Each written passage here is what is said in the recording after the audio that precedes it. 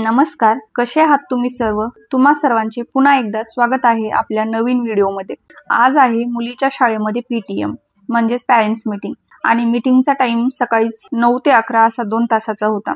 सकाळची जी कामं असतात ते लवकर आवरून मी चहा घेतला आणि मुलांना दूध बिस्किट खायला देऊन आम्ही तिघे निघालो शाळेत। आज चालतच जायचं होतं, त्याच्यामुळे सकाळीचं पण ऊन एवढं कडक वाटत होतं ना, असं वाटतंय उन्हाळा लगेच चालू झाला, न जाणे पुढचे 3 महिने कसे होणार आहेत। त्यानंतर बरेचसे पेरेंट्स येऊन गेले होते। मला शाळेत जायला थोडासा उशीरच झाला होता। मी शाळेत पोहोचले आणि नेहा मॅम ज्या श्रद्धाच्या क्लास टीचर आहेत त्यांच्याशी मी श्रद्धाच्या अभ्यासाविषयी थोडीशी चर्चा केली। या आहेत श्रद्धाच्या नेहा मॅम। त्यांचा स्वभाव खरंच खूप छान आहे। अर्धा तास शाळेमध्ये थांबल्यानंतर आम्ही निघालोत घराकडे। तुम्ही श्रद्धाचा चेहरा पाहिला असेल, आज रिझल्ट असल्यामुळे ती मात्र टेन्शन मध्ये होते। घराकडे निघताना ना वाटेमध्ये या पिंजऱ्यामध्ये 2 कोंबडीची छोटी छोटी पिल्लं होती। ती पाहून मात्र दोघं बहीण भाऊ पण ते पाहण्यासाठी तिथेच थांबली। एक पिल्लू आहे ना पिंजऱ्यातून बाहेर पळालं होतं। ते पिल्लू श्रद्धाने पकडलं आणि ते आईला दिलं। रिदांश पहा ना किती प्रेमाने त्या पिल्लांवर हात फिरवतोय। हे पिल्लू जरा चंचळच होतं, ते सारखं धावत होतं, पण गाड्या इकडून येत होत्या ना, मला तर भीतीच वाटत होती ती कोण्या गाडीच्या खाली येऊ नये म्हणून। जेव्हा आईने रिदांशच्या हातावर ते पिल्लू दिलं ना, तो त्यावेळेस थोडासा घाबरला, पण त्याला ना माया करायला आवडलं, पण त्या हातावर घ्यायला नाही आवडलं। थोडा वेळ आम्ही तिथे खेळून मग आम्ही पुढे निघालो घराकडे। उन्हामध्ये चालल्यामुळे श्रद्धाला आणि रिदांशला पण आईस्क्रीम खावंसं वाटलं आणि म्हटलं चला आज रिझल्ट पण छान आहे, त्यामुळे आईस्क्रीम पार्टी तो बनती आहे। श्रद्धाला ज्या प्रकारची आईस्क्रीम हवी होती ती त्या दुकानामध्ये उपलब्ध नव्हती, कारण आईस्क्रीमचा जो स्टॉक होता तो संपला होता बहुतांश, कारण बरेच आईस्क्रीमचे प्रकार तिथे नव्हते। त्यानंतर मग मी त्यांना जे कॅन्डी फ्लेवर मध्ये बार असतात ते 2 बार त्यांना घेऊन दिले। मग पोहोचले त्यांच्या आवडत्या ठिकाणावर। इथे थोडा वेळ तरी बसल्याशिवाय हे काही घराकडे जाणार नाही। मुलं चालून पण थकली होती, त्यामुळे मी त्यांना तिथे थोडा वेळ बसू दिलं आणि थोडी आईस्क्रीम वगैरे तिथे खाऊ दिली आणि मग आम्ही निघालो रूमकडे। एक दुसऱ्याच्या आईस्क्रीमचे ते फ्लेवर चेक करत होते।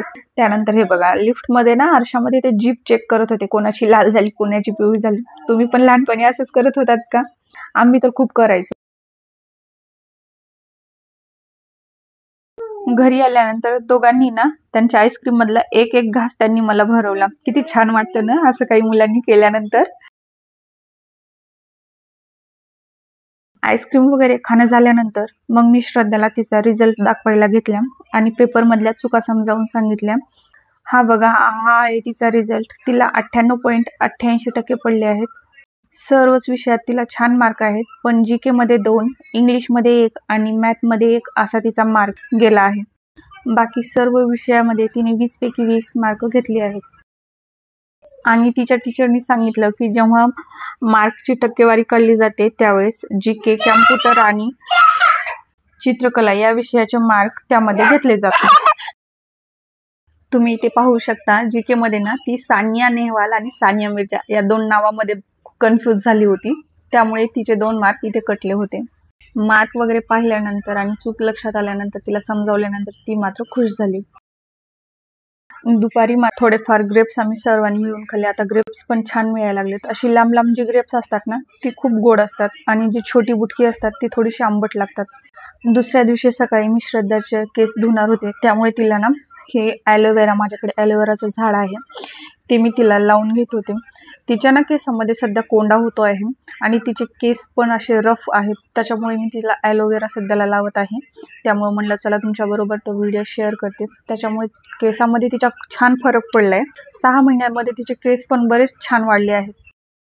ॲलोवेरा जेल कंगव्याने किसून काढला आणि तो वाटीमध्ये वगैरे न हे करतात डायरेक्टच तिच्या केसांवर टाकला आणि छान असं मसाज करून घेतलं। सगळीकडे सर्व केसांना मी तो ॲलोवेरा जेल लावला आणि ॲलोवेरा जेल लावल्यानंतर मी त्याच्यावर ना लगेच खोबऱ्याचं तेल पॅराशूटवाला असतं ना ते लावते, जेणेकरून मग ते अर्धा तास ठेवल्यानंतर मग मी तिचे केस धुवायला घेते। छान असा केसाचा ॲलोवेरा जेल आणि तेल लावून मस्त असा मसाज करायचा आणि अर्धा तासासाठी त्याला ठेवून टाकायचं। तुम्ही 1 तासही ठेवू शकता, पण मी त्याला अर्धा तासच ठेवलं, जास्त वेळ नाही ठेवलं, त्यानंतर ते कडक होईल म्हणून।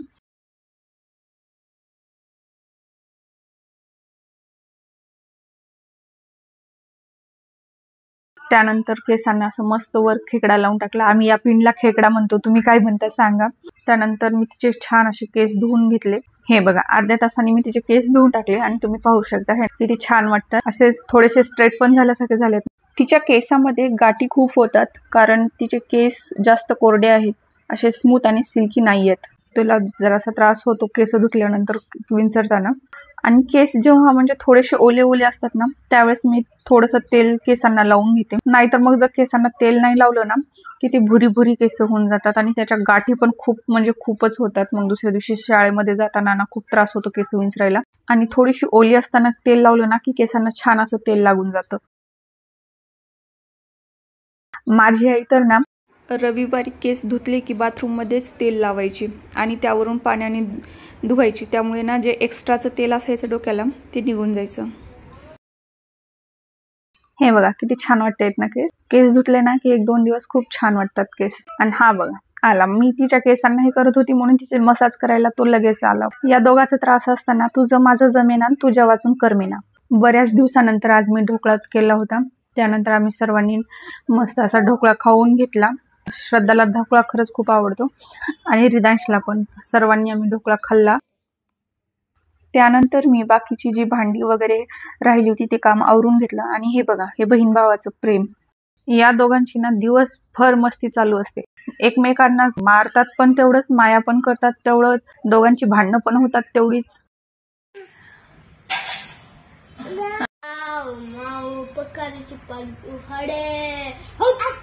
सर संध्याकाळी बाहेर गेले होते दूध आणण्यासाठी. त्यांना कलिंगड दिसलं, ते त्यांनी घेऊन आलं होतं. माझ्या दोन्ही मुलांना कलिंगड, संत्रे, केळी, अननस हे फळं आहेत ना जी खूप आवडतात. ॲपल व इतर फळं ते खातात पण त्यांना ते जास्त आवडत नाहीत. चला तर मग आजचा व्हिडिओ मी इथे समाप्त करते या दोघांच्या प्रेमाबरोबर. चॅनलला लाईक, शेअर अँड सबस्क्राईब करायला विसरू नका. तर मग पुन्हा भेटू अशाच एका नवीन व्हिडिओमध्ये. तोपर्यंत बाय बाय.